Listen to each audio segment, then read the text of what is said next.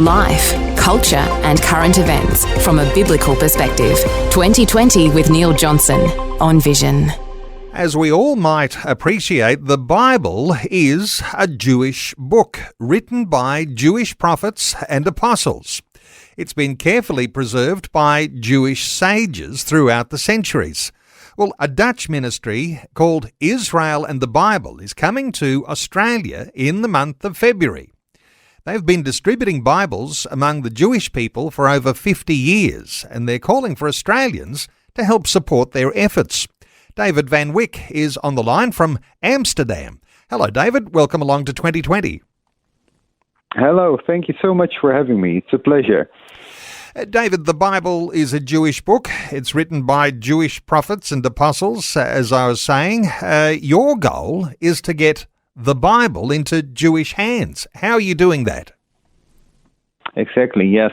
Well, we always do it personally and with love. So that means often that we just go out with our Bibles with us in our backpack and just go out on the streets, often 2 by 2, and engage with conversations. So the exact conversation might differ from country to country. For example, it's very different in Israel than it will be probably in Australia. But that's the way we do it, always personally and often talk to people on the streets. But also, for example, when there's a Jewish shop or a kosher restaurant, we visit them and just engage in conversation with them, see where people stand and try to take away prejudices they have about the Bible and offer them the Bible for free. When they get a Bible and it's got a First Testament or Old Testament and it's got a New Testament as well, is that a shock to some Jews when someone hands them that book? Yes, it might differ which background they have. That's the reason, for example, in Israel, we mainly distribute the New Testament because most people in Israel have received the Tanakh, the First Testament, the Old Testament, at school or in the army. So then it's often easier for them just to accept the New Testament. And yes, they might think it's a handbook for anti-Semitism. They might think it's about Catholicism, about the Pope and things like that.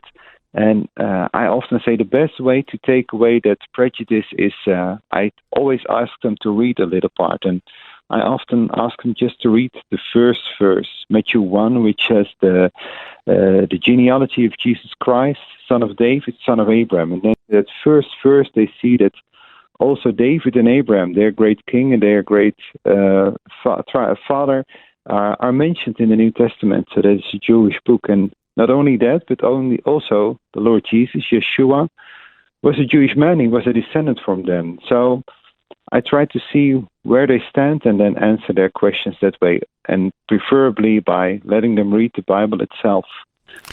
So you're handing out New Testaments. Are they English translations? Because obviously, the Greek and the Aramaic, those sorts of languages of antiquity, they're not necessarily easily understood by most. But how does the English translation work?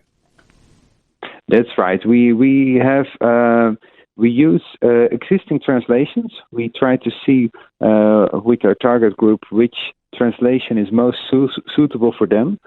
Most of our editions are bilingual, so there's the Hebrew on one side. And for example, for our English New Testament, we have the ESV next to it. But for the Israeli backpackers, for example, who often come to Australia, we have the New Testament in modern Hebrew, just the modern Hebrew, because it's smaller then, it's easier for them to accept it if the Bible is smaller because they're traveling. And that's the language they understand best. So with each country we visit, we try to see, which language do we need? And so we use Bibles from different languages, and most of them are bilingual. So we try to look which translation our target group needs and which is most suitable for them. It gets complicated, doesn't it, when you've got ancient Hebrew and modern Hebrew, when New Testament languages are those, as I was saying, Greek, and Aramaic, but you're actually providing a Hebrew version of a New Testament. For a lot of listeners, that sounds a little strange to us, but that's the way to communicate to a modern Jewish person.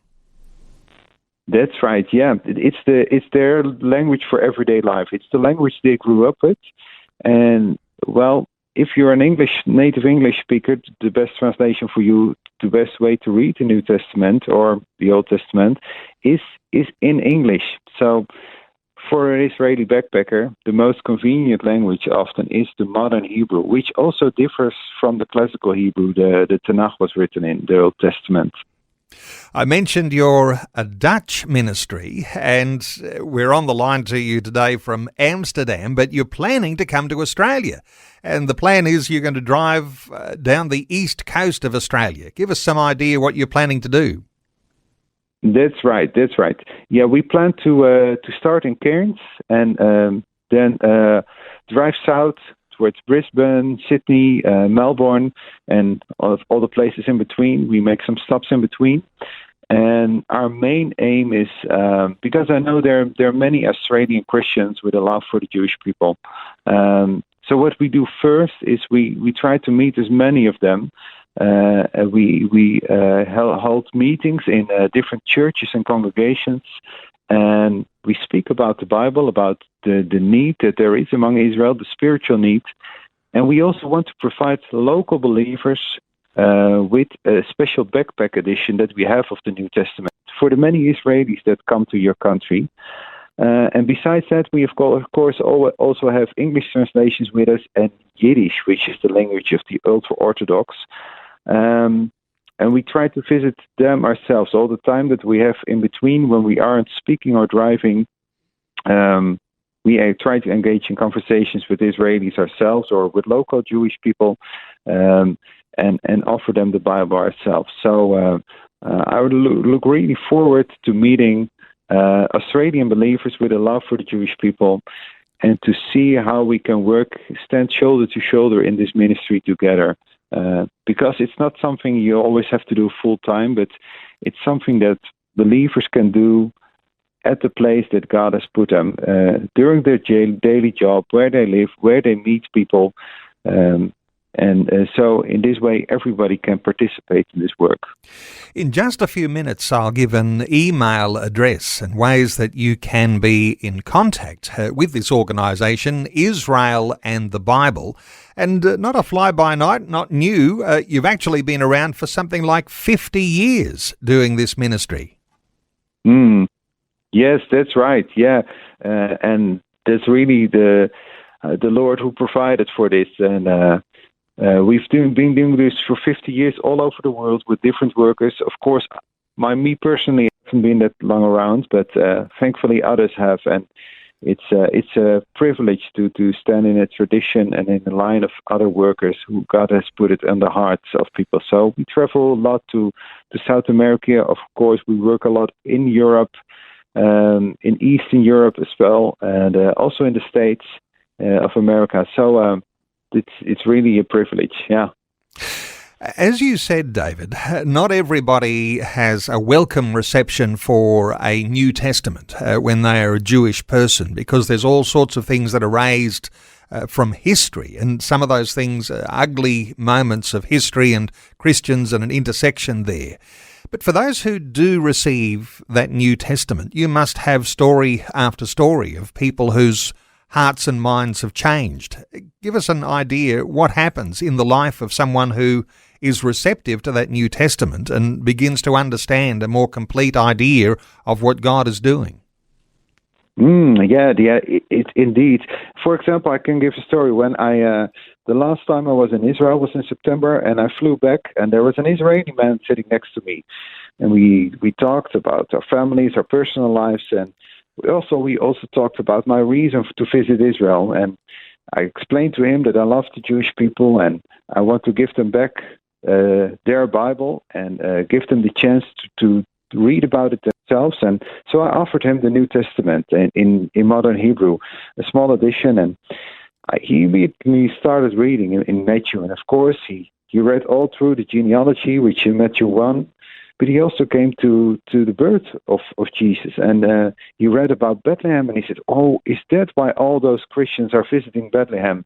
And he found out by reading that it's a Jewish story, and it's all happening in Israel. It's about Jewish people, and so he found out all those details in the life of Christ, which are all Jewish. So he was really amazed that this was in the New Testament. It is also a Jewish book, and that's also what we hear from many believers who came to faith, that when they first open up the Bible, say, "Wow, this is Jewish. This belongs to my people, and this is part of my history." So yes, and of course that's the most wonderful thing people can experience, of course, when they see it's not only Jewish, but it's also for them that the New Testament is writing about the Jewish man announced by the Jewish prophets through the centuries. It's happening in Israel, and it can change Jewish lives today. So, of course, Jewish people do it for. are waiting for a Messiah, but the Christian message, the good news, the gospel, includes Jesus, the Messiah, Yeshua, the Messiah. And when people have their hearts and eyes opened to that, what happens in the life of a typical Jewish person? It depends on their original background, whether they are religious or not. If they're not religious, it's often more easy for them, and then they find out a story like what I just sketched in the story of this man. When they are religious, it's often much more difficult for them, because then they live in a very tight community with a lot of social control, and then it's very difficult for them to confess their faith. But praise the Lord, there are people among them as well who come to faith, and they pay a great price. And what happens is that they found out what their people have been waiting for, have been looking for over centuries, and then they found out it's already written in the Tanakh, in the Old Testament. It's already speaking about the Messiah, and that he already came, and that they can know him today. So that's the greatest thing that can happen in anyone's life. Well, you're coming to Australia, and a very special edition of the Bible we're talking about today, and a way that Aussies can get involved in giving the Bible back to Jewish people. A polyglot edition, that's the modern English translation of the New Testament, alongside a classical Hebrew text of the New Testament. Now, to connect with David on his visit to Australia, there's a couple of websites I'll give, and I'll also give a email address for people who want to connect with David Vanwijck. Now, David, give us a quick idea when you're coming to Australia so that listeners know what to look for. Yeah, I hope to land on the 1st of February, and in about 2 weeks, a little bit longer, we drive down south. So we start in Cairns at the 1st of February, and we fly back from Melbourne at the 16th. So stop in between is in the days in between in the first 2 weeks of February. Okay, some websites, israelandthebible.com. To understand the dates of the tour, israelandthebible@gmail.com. So israelandthebible@gmail.com.